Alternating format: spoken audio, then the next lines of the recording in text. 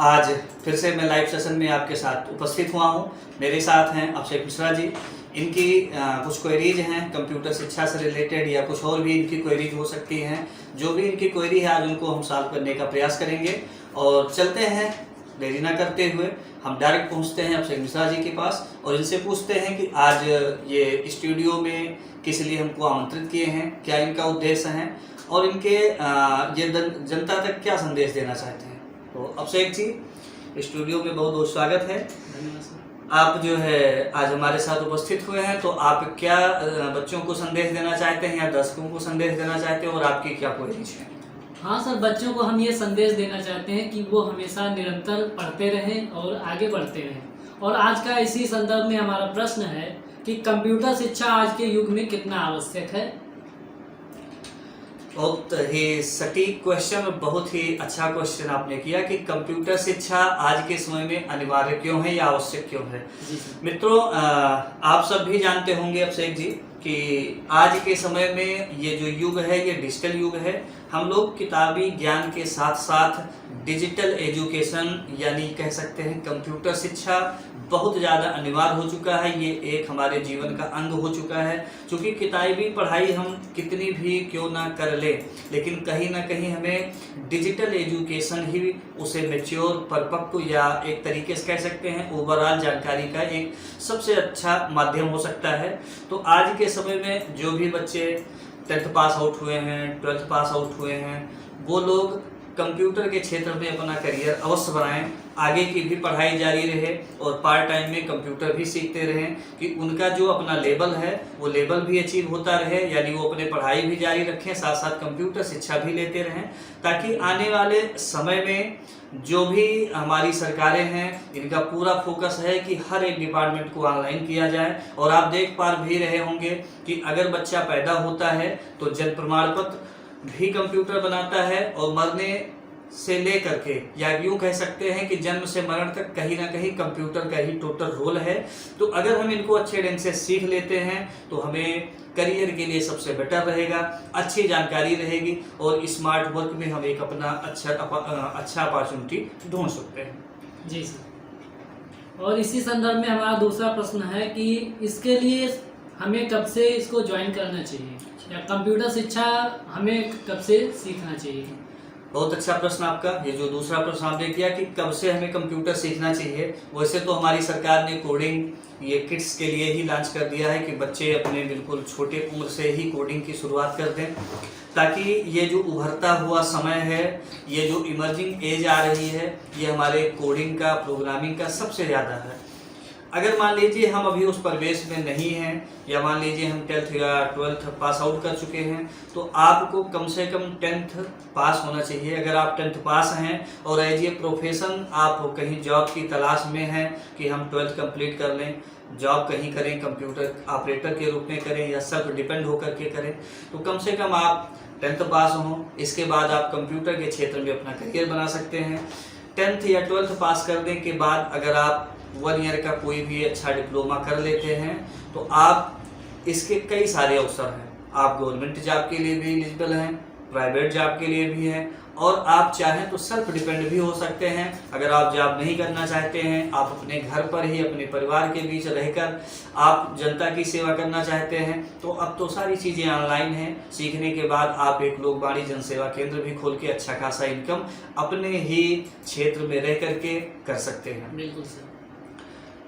तो सर इसमें जैसा आपने बताया कि हम कहीं भी जो है ज्वाइन होके या खुद से ही अपना रोजगार ढूंढ सकते हैं, तो इसी संदर्भ में है कि और भी क्या इसके अवसर हैं, कंप्यूटर सीखने के बाद हम इसमें अवसर प्राप्त कर सकते हैं, कोई रोजगार ढूंढ सकते हैं। बहुत अच्छा प्रश्न। देखिए, रोजगार की अगर बात करें तो कंप्यूटर सेक्टर एक ऐसा सेक्टर है कि आपको अगर अच्छे ढंग से कंप्यूटर आता है, आप कंप्यूटर स्किल्ड हैं, आप डिजिटल स्किल्ड हैं, तो आपको रोजगार के लिए आपको भटकने की ज़रूरत नहीं है। बहुत सारे प्लेटफॉर्म हैं, बहुत सारी प्राइवेट एजेंसियां हैं, गवर्नमेंट डिपार्टमेंट हैं, लोकल बॉडीज़ हैं। आप किसी से भी कनेक्ट होकर के आप एज ए कंप्यूटर ऑपरेटर काम कर सकते हैं, एज ए अकाउंटेंट पोस्ट पे काम कर सकते हैं। और ऐसे कई सारे फील्ड हैं। एज ए कंप्यूटर टीचर भी आप हो सकते हैं। इनके एक फील्ड नहीं है, इनके अनंत फील्ड हैं। अगर आपने अच्छे ढंग से कंप्यूटर सीख लिया तो इनके बहुत सारे फील्ड हैं। किसी भी सेक्टर में आप एज ए कंप्यूटर ऑपरेटर काम कर सकते हैं। रोजगार का सबसे बढ़िया अवसर है, क्योंकि डिजिटल शिक्षा एक ऐसी शिक्षा है जिनको अगर हमने अचीव कर लिया तो हम खुद ही ये समझ पाते हैं कि इसका कितना क्षेत्र है।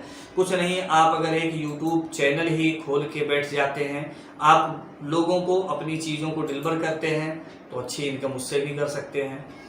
आप प्राइवेट जॉब करते हैं, उसमें भी कंप्यूटर ऑपरेटर के रूप में कर सकते हैं। आप वर्क फ्रॉम होम घर से भी पार्ट टाइम काम कर सकते हैं। तो अगर कंप्यूटर आपने अच्छे ढंग से सीख लिया तो आप किसी भी सेक्टर में जा सकते हैं और डे बाय डे आप ग्रोथ करते हुए एक अच्छी इनकम को प्राप्त कर सकते हैं। जी सर। और सर इसी के साथ हमारा एक प्रश्न ये है कि जो है बच्चों को जो है गवर्नमेंट ने कहा है कि वो 6th क्लास से ही कोडिंग सीख सकते हैं। जी।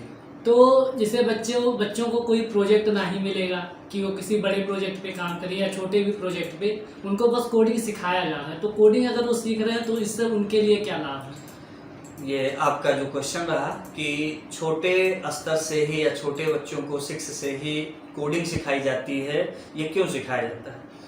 देखिए, डिजिटल टेक्नोलॉजी आज के समय में इतनी ज़्यादा दिन पर दिन बढ़ती जा रही है कि हमारी सरकारें ये चाहती है कि बच्चा जो भी पढ़ाई कर रहा है उसके साथ में धीरे धीरे वो कोडिंग की भी जानकारी को रखे, क्योंकि जब वो 10+2 कंप्लीट कर ले, उनकी बौद्धिक क्षमता में और अच्छा सुधार आ जाए, विस्तार हो जाए, तो उनको खुद ही पता चले कि इनका क्रेज कितना बढ़िया है। और जब इनका बेस शुरुआत से ही मजबूत रहेगा तो ये आगे चल करके इस क्षेत्र में, जैसे सॉफ्टवेयर इंजीनियर हो गया, कंप्यूटर साइंस हो गया, एक अच्छे सम्मानजनक पोस्ट पे ये काम कर सकते हैं अगर शुरुआत से ही बच्चा उसमें इंटरेस्टेड है तो। इसीलिए से हमारी सरकारें चाहती हैं कि उनको 6 या 7th क्लास से ही कोडिंग स्टार्ट करा दिया जाए, क्योंकि ये एक तरीके से बच्चों के लिए नई चीज़ें रहेंगी। टफ जरूर है, लेकिन अगर धीरे धीरे बच्चे सीखते रहेंगे तो जब वो अपने 10+2 के स्तर पे पहुंचेंगे तो उनको जो भी इसके बेसिक नॉलेज है वो अच्छे ढंग से हो जाएंगे और 10+2 के बाद वो हायर कोर्स को भी कर सकेंगे और अच्छी खासी सैलरी को प्राप्त कर सकेंगे। जितनी भी बड़ी कंपनियां हैं, चाहे इन्फोसिस हो, HP हो, गूगल हो, इन सब पे डेटा साइंस हो गया और हमारे सॉफ्टवेयर इंजीनियर हो गए, ऐसे कई सारे पोस्ट हैं।